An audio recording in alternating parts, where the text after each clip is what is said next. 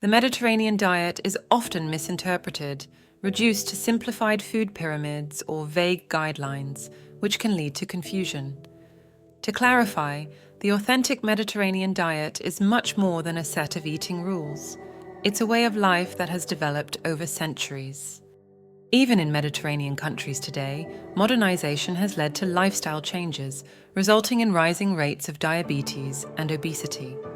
Here's a deeper look into the core elements of this traditional way of living. The Mediterranean way of life. The Mediterranean diet, in its true form, is deeply rooted in tradition. It predates modern conveniences like refrigerators and microwaves, relying instead on methods of food preparation and preservation that have been practiced for centuries. Agriculture itself has ancient origins, with early farming practices emerging over 10,000 years ago along the Euphrates. First off, let's discuss fresh, seasonal, and local foods. Due to traditional preparation methods, foods are naturally fresh and in season.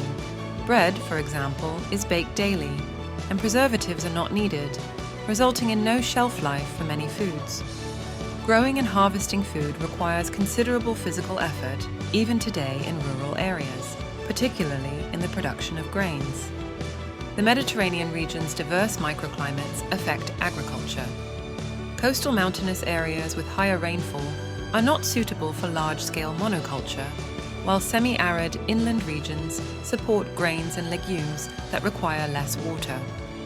Common crops include wheat, lentils, fava beans, barley, chickpeas, and durum wheat, with cultivation largely dependent on rainfall rather than irrigation. Now let's discuss the role of animals. In this lifestyle, animals are seen as essential resources rather than mere products. Livestock is typically raised in mountainous or semi-arid regions, with goats and small cattle thriving in the former, and sheep, sometimes camels, in the latter. Seafood is primarily consumed along the coasts, while freshwater fish is less common, appearing mainly in areas with suitable environments for trout. Animal products provide a vital source of protein and fat, balanced with legumes. These products are consumed fresh, for example, eggs and milk, semi-processed, for example, yogurt, butter, or preserved, for example, aged cheese and ghee. Fat-free dairy products are virtually non-existent. Animals are kept primarily for the production of milk, eggs, and other byproducts, and only unproductive animals are used for meat, making meat a rare treat rather than a staple. Traditional preservation methods like brining and natural aging are preferred without the use of artificial preservatives. Next, we'll discuss sustainable and natural practices. Livestock grazing is largely grass-based, and chickens are often pastured and fed kitchen scraps. During winter, they are supplemented with barley and hay, but only for a few months. Nuts and seeds, including almonds, walnuts, and pistachios, are consumed sparingly as they are considered a luxury. They are used in desserts and as garnishes, with nothing wasted. Fruits and vegetables are enjoyed fresh when in season and preserved for the winter, using traditional methods like lacto-fermentation, sun-drying, and making jams. Artificial preservatives are avoided.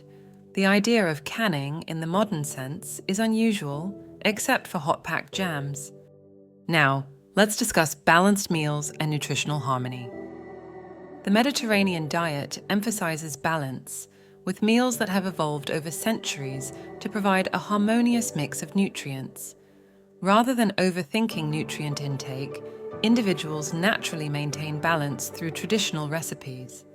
For example, a dish like chickpeas with tahini, lemon juice, garlic, cumin, yogurt, and olive oil, served with pickles and bread, delivers a balanced nutritional profile. Meat, when used, is typically an ingredient rather than the main focus of a meal. Flatbreads are a staple, offering a larger surface area for creating sandwiches, which reduces the amount of starch consumed. Even the design of pizzas aligns with this principle. Another important factor is the challenge of adopting the Mediterranean diet in modern times. Understanding the Mediterranean diet requires more than simply following recipes.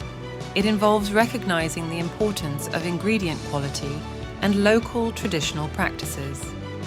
For example, authentic ghee comes from sheep that graze on wild herbs, goat cheese from goats that feed on mountain vegetation, and honey from bees that pollinate thyme flowers. It's difficult to replicate these conditions in modern, industrialized settings. In contrast, food products in the industrial West, such as vegetables imported from distant countries, almonds and olives treated with chemicals, and lamb fattened on corn and soy, fall short of the true Mediterranean standard. Even products labeled as Mediterranean often contain preservatives and lack the qualities of their traditional counterparts. And finally, let's discuss nutritional composition. When broken down into macronutrients, the Mediterranean diet roughly consists of 40% carbohydrates, 30% protein, and 30% fat.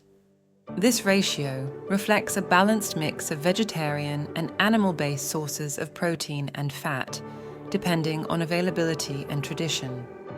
In essence, the Mediterranean diet is not just about what you eat, but how you live. It's a holistic lifestyle that emphasizes fresh, local, and seasonal foods, traditional preparation methods, and a balanced approach to nutrition.